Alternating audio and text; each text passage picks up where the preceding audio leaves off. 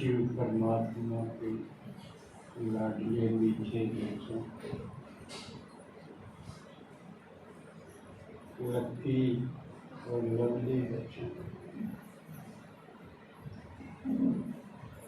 जो अपना घर परिवार छोड़ के आए हैं, जरूरी काम और आराम छोड़ के आए हैं,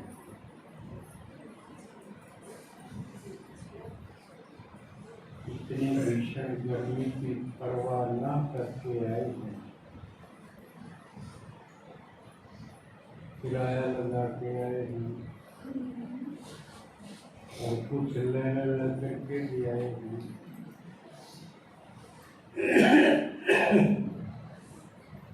तो आने का जो हिम्मत का कदम उठाया है, ये बाबा के प्यार का सबूत तो है ही है। और भोलानाथ बाबा इतनी बात पे राजी हो गए, हमको इतना देता है जिसको कोई ना तो नहीं कर सकता, जो एक जन्म नहीं जन्मों जन्म के साथ चलता है।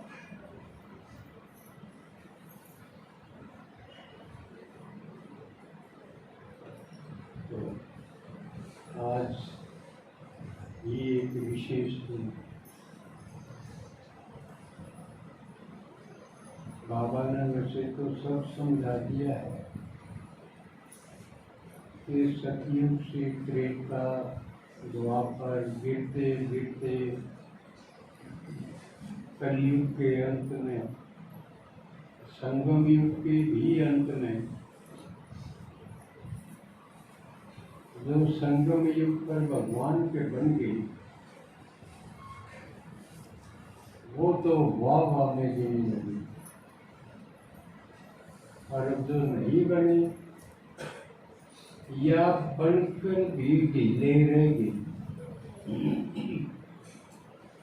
जितनी स्पीड से चलना चाहिए था उस स्पीड से नहीं चले, ढीले रहेगी, तो वे वो भी वाह वाह में नहीं आएंगे। तो किस में आएंगे? वो आएंगे, वो और भी ज्यादा दुखद बात है। जो नहीं मिले, नहीं बने, नहीं सुना, उनको तो चलो भाई उन्हें तो पता है, लेकिन जिनको पता भी चल गया, जो मिल भी गई, जान भी लिया, अपना भी लिया और फिर ढीले रह गए, उनको ज्यादा तकलीफ। सजा भी मिलेगी, बाबा का है,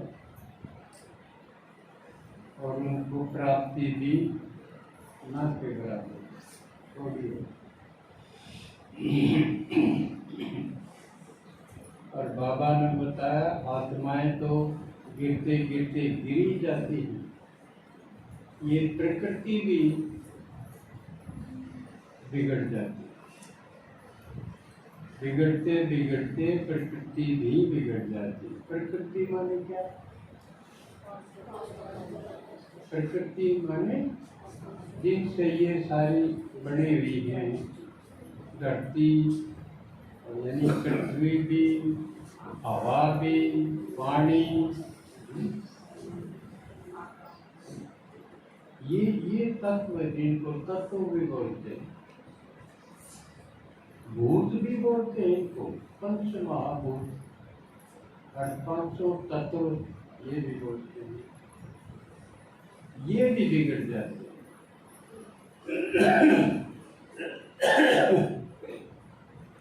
और इनका बिगड़ा रूप की हम देखे रहे। पानी पीना है मित्रा, मान लिया इसमें 2-3 चीज दिख जाए पड़ी हुई, पीने जी करेगा, क्योंकि कुछ और इसमें डल गया, मिल गया, तो ये प्रदूषित होगा, शुद्ध नहीं रहा है। इसी प्रकार हवा में भी एक आप खेतों में जाओ, हरियाली में जाओ, या सुबह सुबह ठंडे मौसम में जाओ, अर्ली मॉर्निंग, उस हवा को देखो, आपको टच करेगी वो भी अच्छी लगेगी, आपको गंध आएगी उसकी वो भी अच्छी लगेगी। शीतल मंद सुगंधित, ये 3 विशेषण लगाए जाए वायु, शीतल मंद सुगंधित। कितनी टाइम लगेगी। और एक आप गंदे स्थान के पास से गुजरो, मुर्दे जल रहे हों, शमशान के पास से गुजरो, नाक बीच के निकलना पड़ेगा,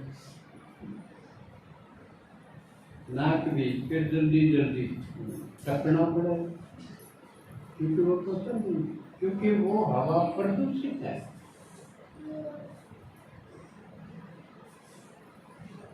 धरती प्रदूषित होगी। और आजकल जो इसको पर्यावरण दिवस है, इसका स्लोगन दिया गया है, एक पृथ्वी है, यानी एक धरती है। ये नहीं कर सकते कि भाई विकल्प हो, अब चलो या खराब होगी तो दूसरी, यूं मर गया और बथेरे को नहीं।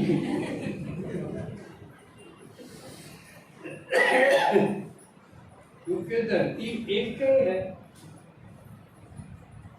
पहले सोचते थे सूर्य है, इस प्रकार के और भी ग्रह हैं, फिर उनके उपग्रह हैं।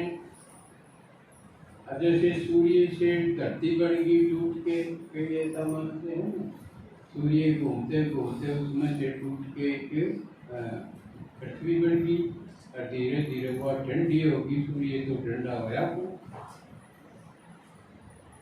ऐसी है थ्योरी। लेकिन बाबा ने तो बता दिया कि सिर्फ एक ही है पृथ्वी, ये सन 37 में बता दिया था। अब यूएनओ या और आज कहने लगे हैं कि पृथ्वी एक है, धरती एक ही है जिस पर जीवन, या बिगड़गी तो और कोई जगह नहीं है कि इसने छोड़ के दूसरी पृथ्वी पर चले जाएंगे। तो इसका मतलब यह है बिगड़गी। अब धरती भी बिगड़गी, बिगड़ी का सबूत के है इस पर जो उत्पादन हो रहा है वो घटते घटते कम हो गया, और फिर उसने बढ़ाने की कोशिश करा तो वो फिर प्रदूषित हो। जैसे जल प्रदूषित हो गया, वायु प्रदूषित होगी, ये धरती भी प्रदूषित होगी। क्योंकि हम देखा है इसमें जो किसान हैं वो पैदा करें, गेहूं पैदा करें, चावल ज्यादा करें, क्योंकि जो समझदार थे उन्होंने बहुत कोशिश करी, अब भाई इसका रोटेशन बनाओ। रोटेशन मतलब जैसे ही गेहूं बोई है तो अगली और कोई फसल को मूंग बो दो, इसी चीज बो जो इसकी कमी ने पूरी कर दे। गेहूं ने जो चीज चाहिए जमीन में से उस कमी ने पूरी करने वाली दूसरी फसल बो दो, तो वह उसकी उपजाऊ शक्ति घटेगी कोई। इसलिए बोल रहे हैं रोटेशन, क्रॉप्स का, फसल का अदला बदली पहले ऐसे करते थे, या इस जमीन को 1 साल के लिए छोड़ दो, तो ये अपने आप ही उस कमी में पूरी कर देगी। हमारी याद में हम देखा करते हो, सुनियों के या साधु छोड़ दी, साधु छोड़ दी मतलब उसमें बोया ही नहीं करते। पशु चरो उसमें, गोबर पेशाब करो, वो उसको फिर पूर्ति करते, या घास फूस पैदा हो गए उसको फिर बाद उसके में वो हरी खाद का काम करें। लेकिन अब क्योंकि जनसंख्या बढ़ती गई, खाने वाले बहुत हो गए, जमीन उतनी है नहीं, इसकी बजाय हमारी लालसा बढ़ गई। गुजारा तो होगी जावे, लालसा बढ़ गई। अकीब 30 मन क्यों फिल्म में 60 मन करके दिखाऊं, तो उसके लिए तो ये केमिकल डालने पड़ेंगे, ऐसी खाद डालनी पड़ेगी जो पैदा तो कर देगी, लेकिन उसकी गुणवत्ता यानी उस अनाज में, उस उत्पादन में जो ताकत होनी चाहिए थी वो कोनी, वो एक ढंग से जहर बन जाएगा। तो ज्यादातर हम जहर उगान लाए,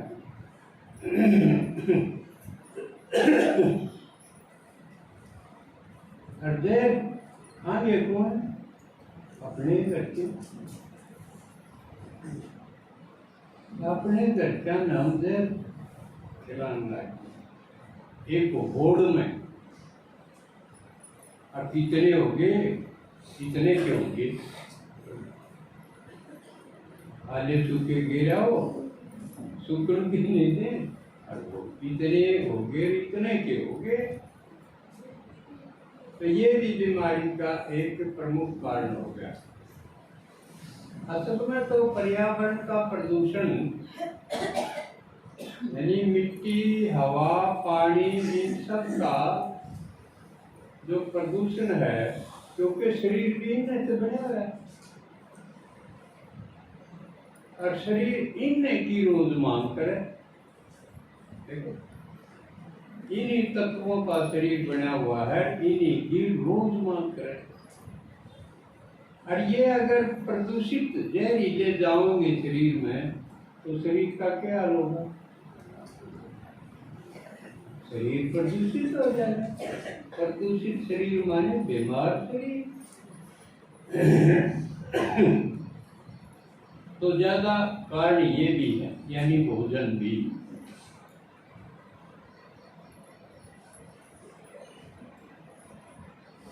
दूसरा कारण विकार भी है, रोग के कारण, यानी पर्यावरण और वातावरण। ये दोनों का अंतर समझते हो? कौन समझे इन दोनों में अंतर के है? वातावरण और पर्यावरण। आज खड़े खड़े जिन्हें दे रहा है, दोनों का अंतर क्या है इन दोनों में? कई एक का समझ ले।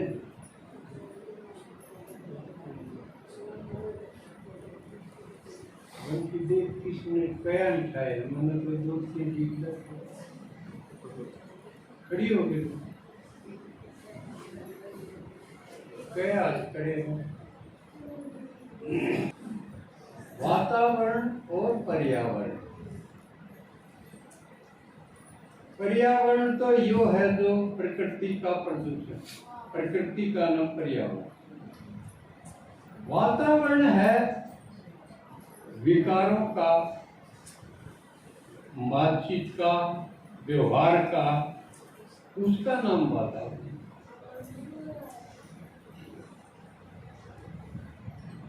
तो पर्यावरण तो बिगड़ा, वातावरण भी पूरा बिगड़। वो रोग का इससे भी भारी कारण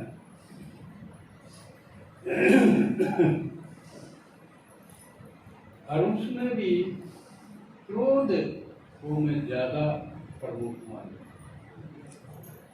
बाबा जहाँ काम की ज्यादा जिक्र करे है, लेकिन बीमारी के का कारण क्रोध है।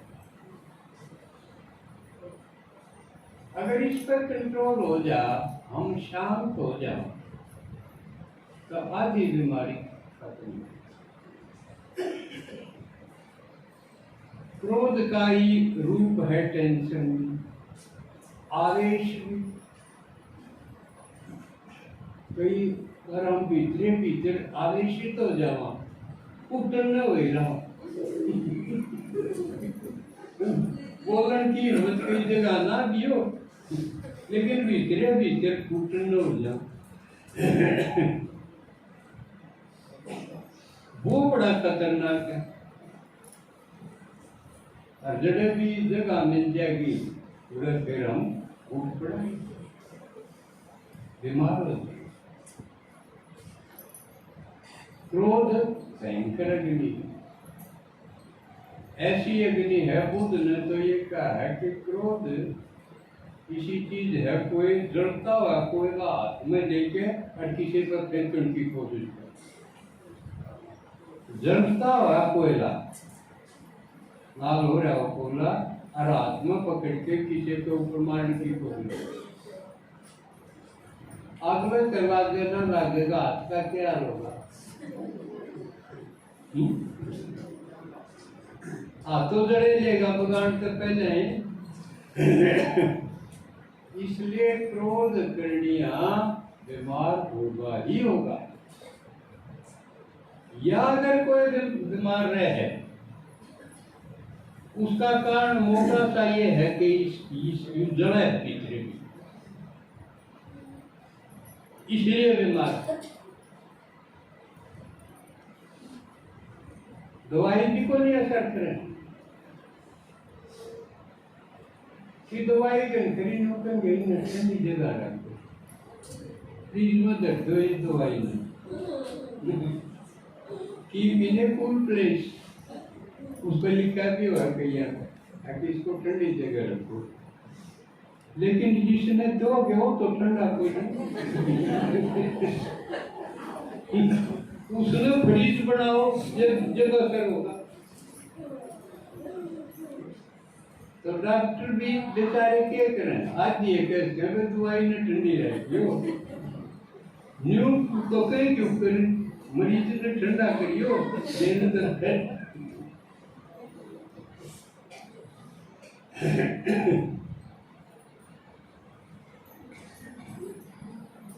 तो तो वातावरण और पर्यावरण दोनों को ठीक करना पड़ेगा, क्योंकि ठीक तो बाबा के बच्चे तो होंगे ही, और कौन होगा? और बाबा जब कहे मैं सुप्रीम सर्जन हूँ, मैं हर बीमारी का इलाज जानूं, मैं ठीक कर सकता हूँ और बिना दवाई ठीक करूँ। कितने उदाहरण हैं, मैं तो बैठा ही बैठा अजीत भाई की आपने मैं हर जगह सुनूंगा, भाई दवाई नहीं लेता और ठीक रहा है बीमारी की। तो जिसका भी बीमारी हो वो अंदर से शीतल हो जाए, और शीतल होंगे योग से।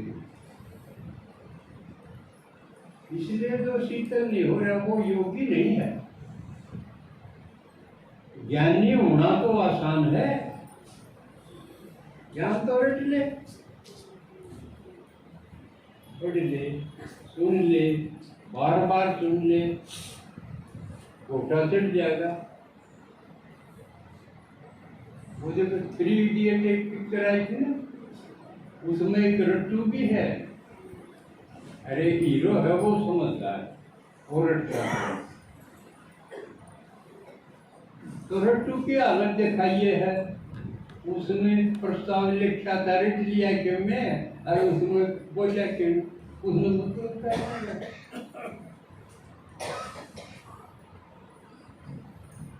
तो इसी प्रकार बाबा के ज्ञान में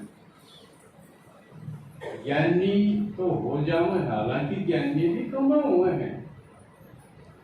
ज्ञानी कौन है? जो ज्ञान सुन ले वो नहीं सुना दे। सुन तो कोई भी लेगा, महेश्वर के लिए तो सुना तो वह भी है, काम तो उसका भी है, बड़े बड़े कान है, पर वह सुना तो कौन सकती। इसलिए जो नुका हम सुना तो कौन नहीं जानता, वो भैंस बुद्धि, भैंस तो नहीं कहो हमने बाबा उसने भैंस बुद्धि तो कहो है। इसलिए जो सोचा मैंने ज्ञान हो गया, वो अपनी परख करके देखा, कसौटी पे करके देखा अपने आप को। अब मैं सुना सकूं गढ़िया को नहीं वो आदत है, पंचरण पकड़ के देख ले करना तो वो प्रदीप भाई का अग्र भाई वो बियाड़ी पेड़ पौधे हम सुना के देख ले, वो तो बात में काटने भी को नहीं, वो तो आलीजा के थोड़ी हवा चालती हो सकती आदमी तो कह रहा हाँ भरे इतना नाड़े लागे, ठीक है। तो ज्ञानी के साथ साथ योगी भाव, ज्ञानी भाव साथ योगी भाव। योगी सने प्यार करना पड़ेगा, सने प्यार करना हुआ धक्कत करेगा बाबा बाबा जुड़े तो यू खेल सने का। स्नेह है तो एक सेकंड में स्नेह तो बुलाए कौन सा, वो तो काम कर दिया नहीं, पूरे जुड़ी रहेगी उसकी बुद्धि तो यद्य वो आई जाएगा तो स्नेह।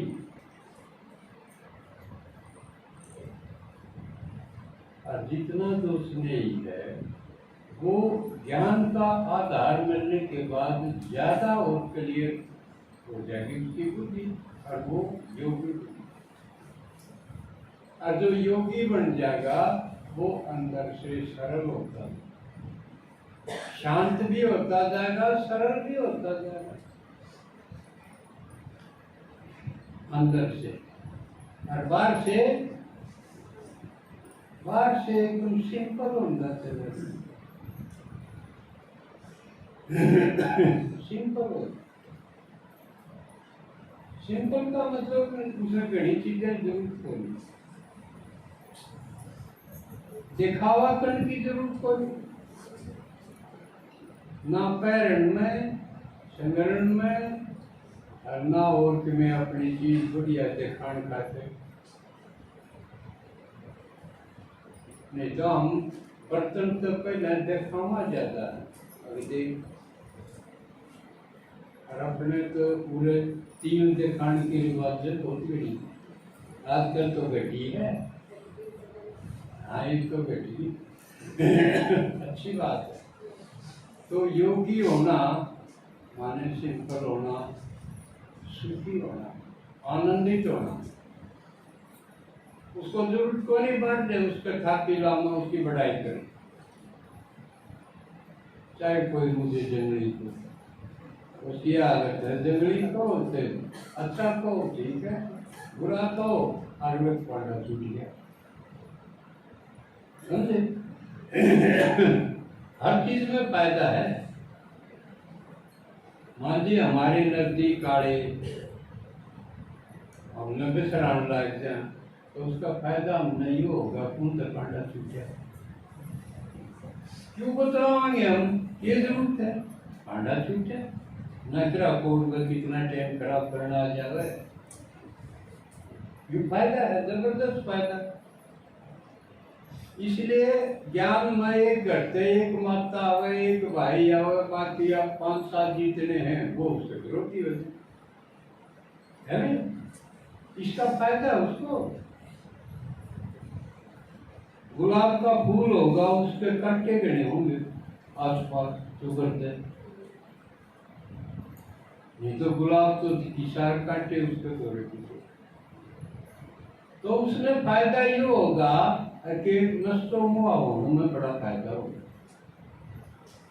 जो गैर पढ़ लेंगे निंदाएं करेंगे वो उन मन रहेगा, कई दिन रहेगा, थोड़ा पांडा छूट जाएगा। यू फायदा है।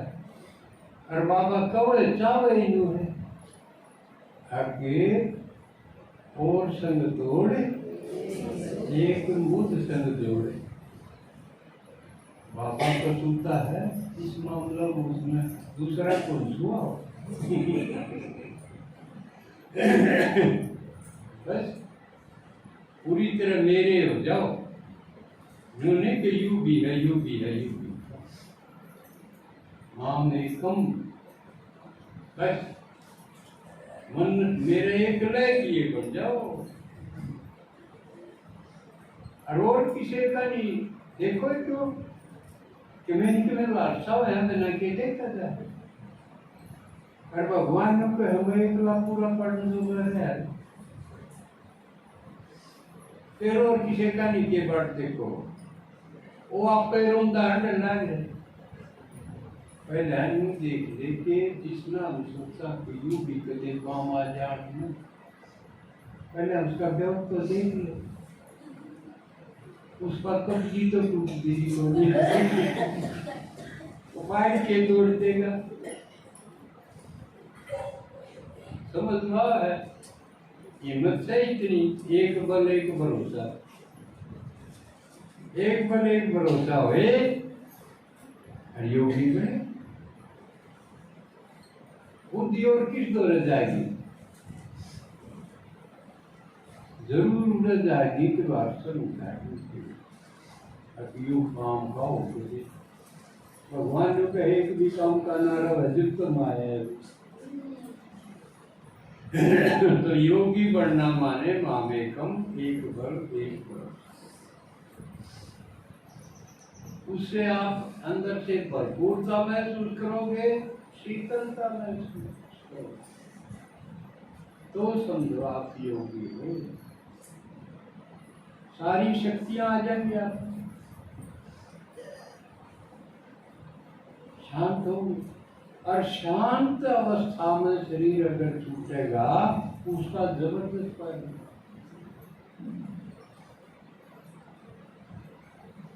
देखो यह पढ़ाई है, बाबा ने कहे पढ़ाई, लेकिन यह संसार की ओर पढ़ाई है उन किसी नहीं। और पढ़ाई किसी है राजगन पढ़ी जाओ और फिर बस एक नंबर तेरे गया, दो नंबर तेरे गया, ये तो आए जाओ है एक लाख अरे गई दो नंबर तो देखो वो आग लगी रखिए फिर दो नंबर पूरे हो के ना। और वो भी गए तो किमें लाग के मर्जी हो खत्म। पूरे की पढ़ाई और पढ़ाई का फल यानी सर्विस मिल गई कि बिजनेस में सेट हो गए पढ़ाई के कारण।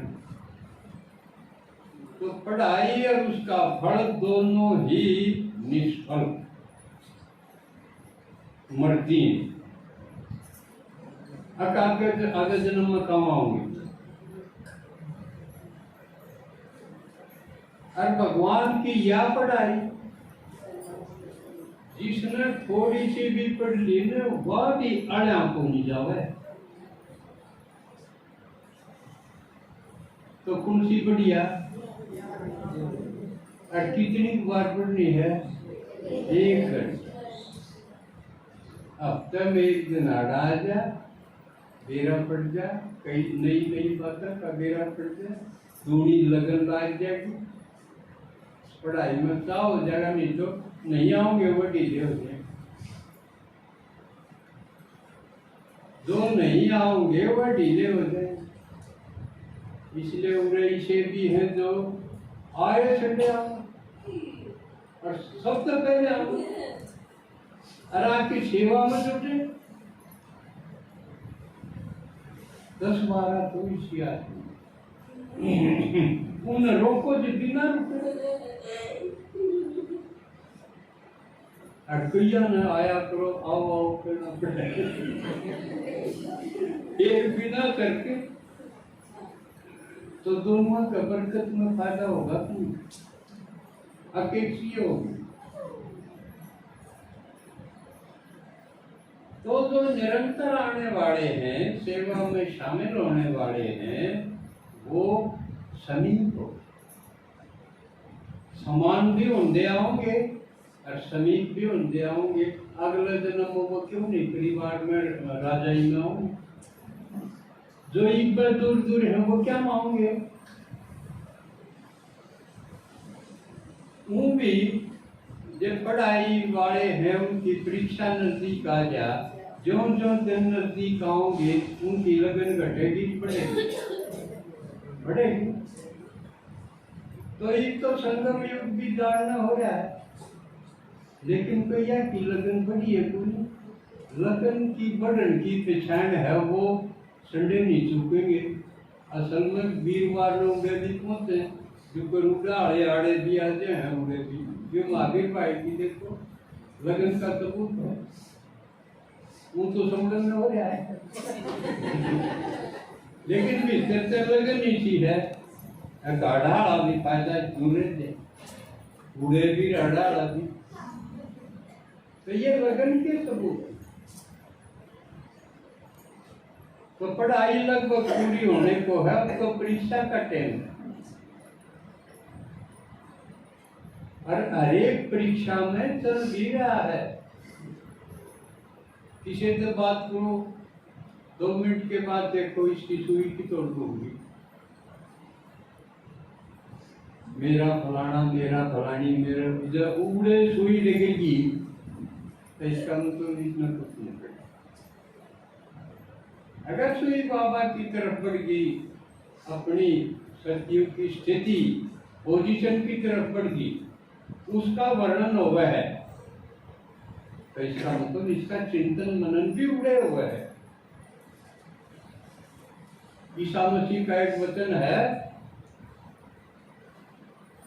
जो आकाश में होगा वो आकाश की बात करेगा, जो धरती पे होगा वो धरती की बात करेगा। जिसकी मन बुद्धि जड़ा टेकरी होगी वो उड़े बात करने लगे, उससे मेरा पड़ जाएगा यूं खड़े खड़े। अरे हमने खड़ा की करना चाहिए। बाबा ने क्या बताया, सतयुग में सीट कौन सी मिलेगी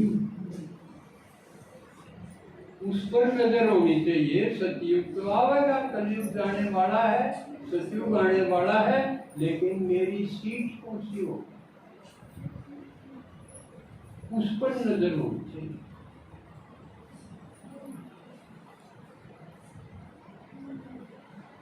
और वो सीट जब होगी आड़े हम धारणाओं में मजबूत हो, आपस की बातचीत व्यवहार में स्नेह और सम्मान झलकेगा। क्यों? सतयुग में ज्ञान के होगा, ज्ञान की सतयुग में जरूरत तो नहीं होगा, नहीं योग होगा, योग की भी जरूरत तो नहीं। तूड़े ना भगवान योग भी क्या खाते लावांगे, रोगी होंगे तो योग लावांगे। देखो जितने पढ़ाई के अपने हैं, ये ज्ञान है, योग है, धारणा है, सेवा है और आगे कर्म हो, 4 होया करते पढ़ाई के 5 हो गए। 5वां है कर्म हो।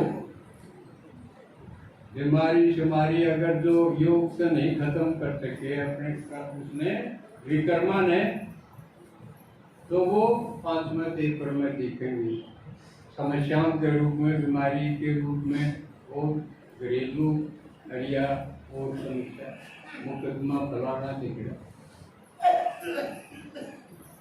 वो 5वां पेपर संगम का आखिरी पेपर होगा। लेकिन सतयुग में ना सेवा होगी, ना ज्ञान होगा, ना योग होगा, ना कर्म होगा, केवल होंगी तो धारणाएं होंगी। एक का चीज बचे, इसने बोलना हुआ है, बोलना में इसके सन्निहितत्व है, समीपता, आत्मीयता, सरलता, निष्कपटता, ये जो धारणाएं हैं, दिव्यताएं हैं, इन्हें कहें दैवी को। क्योंकि देवता होंगे तो इनकी जरूरत पड़ेगी। ये हमारे व्यवहार में, वाणी में कितने हैं, प्रतिशत में है तो पूरे, इनसे भरपूर हो, क्योंकि इनके कारण ही आगे पद मिलेगा। जिसने ठीक बोलना ही नहीं होगा उसने कौन परिवार में मिलागा, दूर है। कौन उसने दरबारी बना होगा, कौन सलाहकार होगा, असल तो सलाह की जरूरत है, कौन नहीं सकती। नीचे उतरेंगे जब मंत्री बनाने पड़ेंगे, क्योंकि राजा में पूरी अकल को नहीं हो। क्योंकि संगम युग के आधार पर अब सतयुग के जो राजा होंगे वो संपूर्ण, वो भरपूर होंगे, जो सबसे ज्यादा होंगे वही राजा बनेंगे, बाकी नीचे की पोस्ट में आ जाएंगे। इसलिए ये ध्यान रखना है। और जो ये विद्या है, ये पढ़ाई है, ये संगम युग पे काम लेगी है।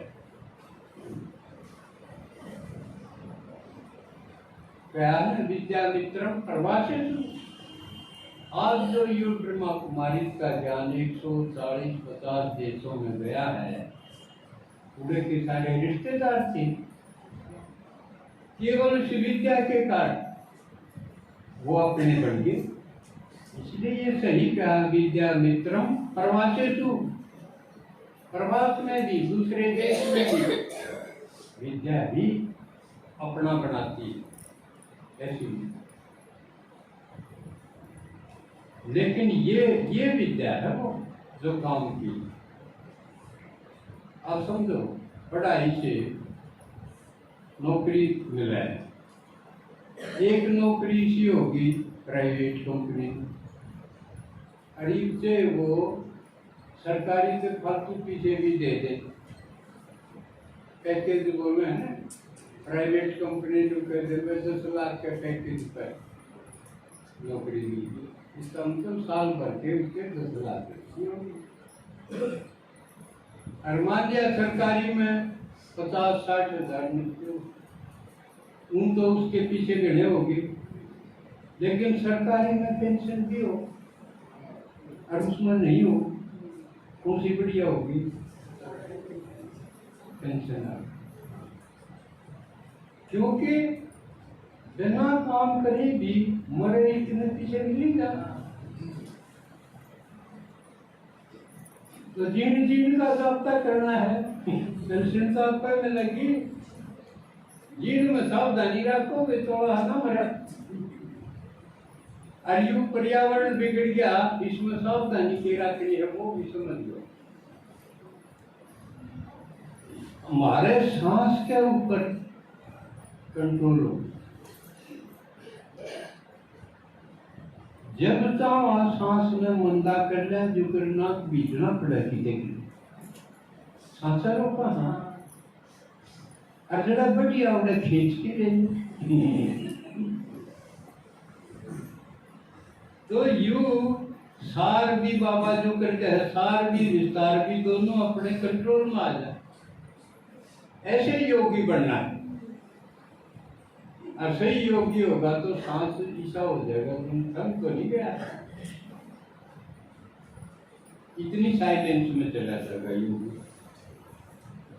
और यू अभ्यास आप करके देखो, सांस के ऊपर अटेंशन दे के देखो, दिन 20 दिन सांस के ऊपर ध्यान रखो, बेरा पटेगा, ये सांस भीतर जावा है, ये बाहर लगेगा, बेरा पटेगा। बेशक दिखो ना, सांस दिखा तो क्या है, लेकिन बेरा पटे है, ये यू भीतर ले लिया, ये नींद छूटे है। इसके ऊपर अटेंशन रखोगे तो आपकी सांस की गति कंट्रोल में आनी शुरू हो जाएगी। अब इसकी बहुत जरूरत है। जितना प्रदूषित हवा में से गुजरो उधर कंट्रोल कर दो। अड़ंगा थोड़ा भी गिर जा, वो सहन भी हो जाएगा। शरीर की रोग प्रतिरोधी क्षमता भी है, वह उसने लड़के ने उसने हरा देगी। अरे बढ़िया जगह आ जा, अच्छे सांस में खींच के। तो ये सांस पर कंट्रोल रखो, तो इस प्रदूषण से आप कंट्रोल जीत जाओ। और बाकी रही जो वातावरण, उसको कंट्रोल करने के लिए नैतिकता है। जिस तरह अष्टांग योग में यम है, अष्टांग योग के 8 अंग हैं। पतंजलि योग जिसने कौन थे, सबसे पहला यम है। कौन जाना है यम क्यों है? किसी ने देखा? कोई भी? पतंजलि योग का रामदेव जी साधर के मार्गी गणेश और भी कितने 21 तारीख ने योग पर ये सारे अष्टांग योग में जुटेंगे, राजयोग में नहीं। उसका पहला नियम है यम, जड़, लेकिन छोड़ दी सबने। अगला नियम है यम नियम। तीसरा आसन है आड़त, फिर प्राणायाम है, फिर प्रत्याहार है, फिर धारणा है, ध्यान है, समाधि। ये 8 अंग हैं योग के, हठ योग के, अष्टांग योग के, पतंजलि योग के। उसमें पहला यम है। तो यम पर आ जाएंगे तो हमारा जो वातावरण प्रदूषित हो गया वो ठीक हो गया। उसमें 5 चीजों हैं यम में।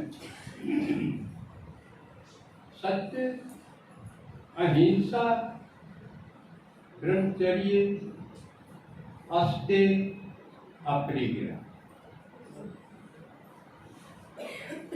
सत्य जैसा देखा वैसा कहना। अहिंसा, किसी को भी दुख हो जाए ऐसा मनसा वाचा कर्मणा ऐसा नहीं करो जिससे किसी पे दिल को ठेस हो।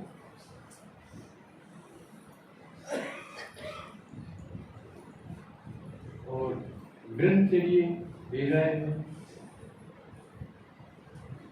असत्य है चोरी ना करना, किसी की भी चीज बिना पूछे लेना वह चोरी है।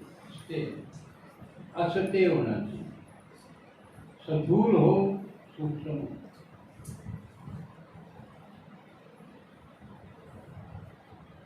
और 5वां है अपरिग्रह।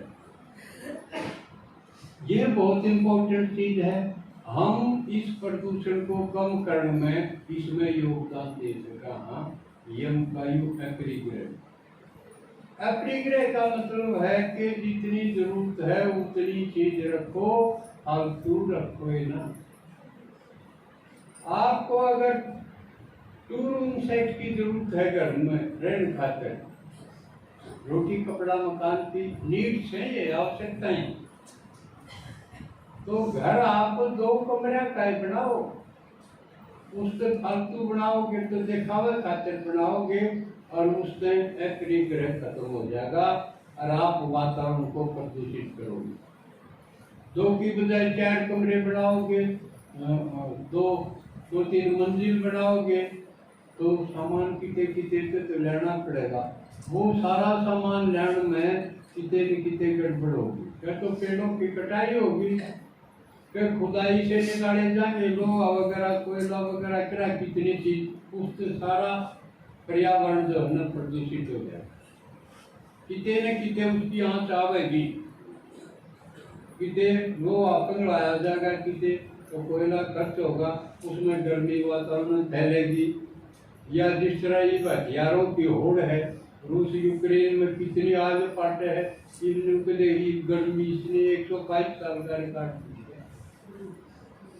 टूटेगा, सख्त में जड़ा है। पेड़ कटते चले जा रहे हैं, लकड़ी चाहिए। सती या ओट में बनाने हैं, कितने ज्यादा बनावांगे ज्यादा चाहिए। तो अपने इस फालतू चाहना से फालतू कुछ भी ना रखो। ये हम मदद कर सकते हैं पर्यावरण को ठीक करने में। इसी तरह कपड़े की है, हम उतने रखा जितनी जरूरत है। डिजाइन कलरिंग के चक्कर में क्यों पड़े? किसको दिखाना है, क्या दिखाना? तो योगी तो बस अपना योग दिखाते हैं, बाप दिखाते हैं, संसोध दिखाते। बाप को प्रत्यक्ष करना है, वो दिखाना है, और क्या दिखाना? तो ये सिंपल लिविंग में आ जाए। और थिंकिंग आई होगी क्योंकि बाप की ये बात। तो ये सिंपल लिविंग आई थिंकिंग होने से हम इस वातावरण के प्रदूषण से बचे भी रह सकते हैं, बचा भी सकते हैं। जो उपाय हमारा हाथ में। बाकी बड़ी बड़ी फैक्ट्री लानी है, उनके कभी समझ में आओगी जब आओगी। जो हथियारा की होड़ में है और एक से खतरनाक जो वातावरण में इतना गंदा करे, आप देखते होंगे टीवी में। अकेलिया मिसाइल चली या चली, कितना धुआं करके आगे पाते। तो गर्मी क्यों नहीं बढ़ेगी? सारे रिकॉर्ड तो टूटेंगे। इसलिए आज इतना ही। ओम शांति।